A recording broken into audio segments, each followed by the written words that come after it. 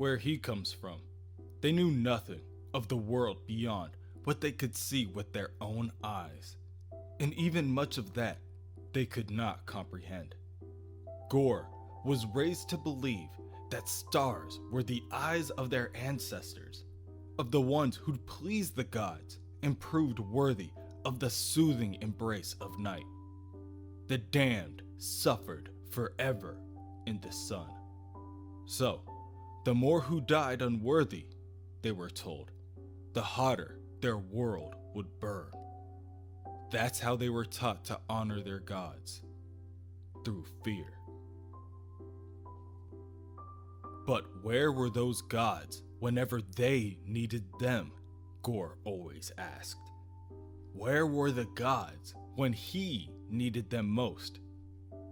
They were where they always are, all throughout the universe. They were nowhere to be found.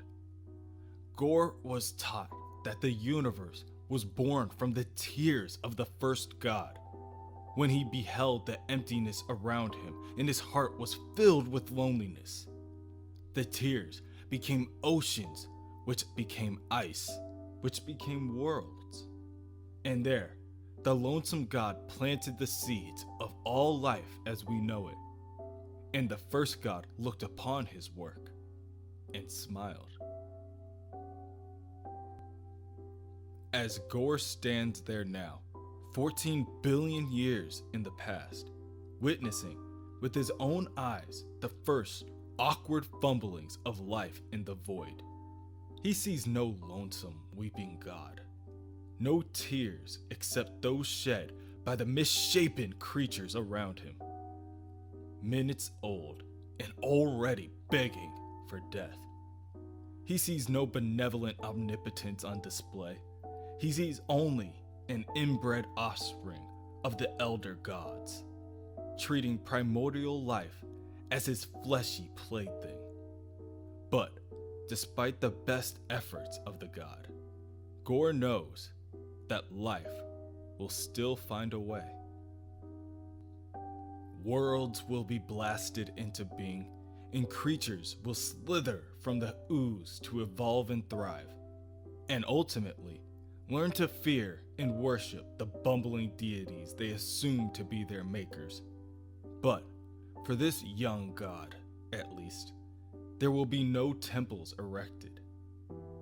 His name is Gore, son of a nameless father, outcast from a forgotten world. He has slain his way through multitudes to stand here at the genesis of all things, blackened with vengeance, wet with holy blood. One simple dream still strong in his heart, the dream of a godless age. In present day, on Chronux, Gore emerges from the pool of blood with his prize claimed, the still warm heart of an elder god. Now, all Gore needs is a moon or two, some centuries to himself, and the space in which to build. And slaves, so very many slaves. Within an instant, lightning strikes, dual bolts that crack the air around them and strike both the God Butcher and a Black Berserker in their blind spots. Then, Mjolnir flies and collides with the God Butcher as a follow-up attack. Gore flies backwards and he hears the God of Thunder telling him to prepare to know the wrath of Thor. In the past, within the cave of the God Butcher, Gore continues to torment the hero of Midgard. It has been 17 days that Thor has endured his attention. That is far longer than even the sturdiest of immortals Gore has known. But it does raise the question, would any of Thor's fellow Asgardians have endured as much before offering him in their place? Thor cannot answer that question. He doubts he knows anymore. All he knows is that he wants the torment to stop. And it will, the Butcher chides. Once Thor has done what he's asked. Once Thor has shown him the way to Asgard, they will begin with something easy. Gorr asks Thor if there is anyone in his family that he hates. A sibling, perhaps? Maybe a parent. Whoever, Thor says, the butcher promises, they will be first.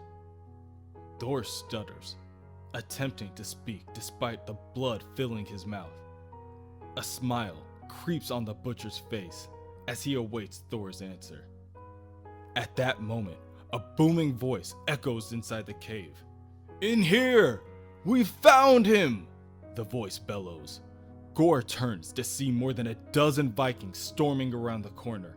The leader of the group tells the others, "Redden your spears, Berserkers! Let fly your raging hands! Rather 1,000 deaths than one retreat! This night we feast in Valhalla! This night we die for Thor!" In the present day, Thor, the Avenger, swings his mighty hammer madly. He knocks back Berserker after Berserker before boasting to the butcher that he will not be able to hide behind these empty husks any longer. Today, the blood that flies will be Gorr's, and the tears, and the teeth. The Black Berserkers reassemble and tangle Thor within their tendrils, and the butcher can hardly stifle his cackle. For his Black Berserkers are far more from empty husks. They are a part of him, thanks in no small measure to Thor himself, though they do still have a mind of their own. The Berserkers at the halls of the All-Knowing weren't sent by Gorr in particular, but perhaps they themselves knew that Gorr would value Thor's presence as he begins the next phase of his mission. After all, none of this would have been possible without him. In the past, the Vikings stormed the God Butcher. Strangely enough, the Butcher doesn't immediately raise his hand. Gorr warns the Vikings that he is not here to hurt them. He has come only to liberate them from divine servitude. Gorr reasons that no god is worth their devotion. In the present day, Gorr goes on the attack. He tells the Avenger that he remembers the Vikings that fought like devils that day in the cave, but he doubts that Thor could even remember their faces. Of course, Gorr had seen men willing to die for their gods before, on more worlds than he can count, but never with such wicked glee. Those Vikings taught him two important lessons that day. One, that mortals' childlike fear of a godless world is far stronger than their fear of death, no matter how painful. And two, no matter how fierce his own devotion or how invincible his weapon might make him, no matter how just his cause, Gorr could no longer do his job alone. He walked the cosmos for 2,000 years, killing god after god with his own hands. He tortured them and skinned them and burned them alive and left them rotting in their heavens. He made no proclamations. He issued no threats or demands. He simply killed every immortal tyrant he could find. And then he moved on through the shadows. But Thor brought him out of the darkness. He showed Gorr his new way. For the first time in the history of the cosmos, a god did something useful. In the past, Gorr finally attacks the Vikings back in order to show them the folly of their ways. He slays one after the other and asks them, where are their gods now? Where are the great lies they wasted their lives worshiping? Where are their saviors? Meanwhile, Thor uses what strength he has left to break free of his chains. He falls from the ceiling of the cave and crawls over to his axe. Then, with one powerful swing, he severs Gorr's right arm with a vicious uppercut. This was the event, Gorr tells the God of Thunder. Thor thought he was killing Gorr that day, but instead, he saved Gorr. He saved Gorr from a life of failure. He saved Gorr's dream. And for that, the God Butcher will forever be indebted to the God of Thunder. That is why Thor will be the last to die. In the present day, Thor is overtaken by the Black Berserkers and is left there to helplessly watch Gorr murder the last of the Chronuxian Time Lords. This enrages Thor. Once again, he swears to the spires of Asgard that no more gods will die. Gorr turns on his heels and begins to resubmerge himself into the pool of blood. Obviously, he declares, Thor is not listening. All gods will die, from the first until the last. No Almighty gets out alive. Gorr is building himself an army, but that was just the beginning. With these next steps, he goes to explore new horizons. With that, he says goodbye to the Avenger, asking him to please stay alive for a very long time. Gorr would be so terribly disappointed if they did not meet again. The Berserkers begin to overtake Thor, and the ones who do not attack him take the opportunity to destroy the surrounding structure, keeping the blood pool intact. However, even with their combined forces, it isn't enough to keep the mighty god down for long. Thor swings Mjolnir, and the Berserkers begin to spiral into the air from the wind pressure. Thor calls after Gorr as he dives into the blood pool himself. Thor tells the Butcher that he will never escape, that no universe is big enough to hide from Thor's fury. Thor lands 1,000 years in the future and demands that the surrounding Black Berserkers tell him the location of the God Butcher. The Avenger is greeted only by silence and a man whom he believes to be his father. King Thor tells his younger self that, besides talking, he should ready his weapon. They have a horde to deal with.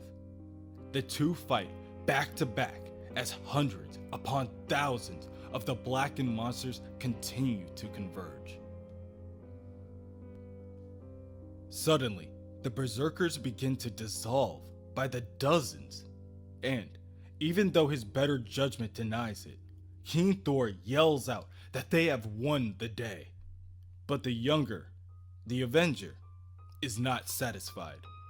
Once again, he demands to know the location of the God Butcher, reasoning that he was right behind the demon. King Thor looks at himself and comments that Thor is dumber than even he remembers. The Avenger may have appeared in the same spot as Gorr, but he is a little late. The God Butcher has already been there for 900 years, and he's been busy. All the while, the small, dissolved pieces of the Black Berserkers float into the sky. They drift almost aimlessly, but are drawn by a force so very far away.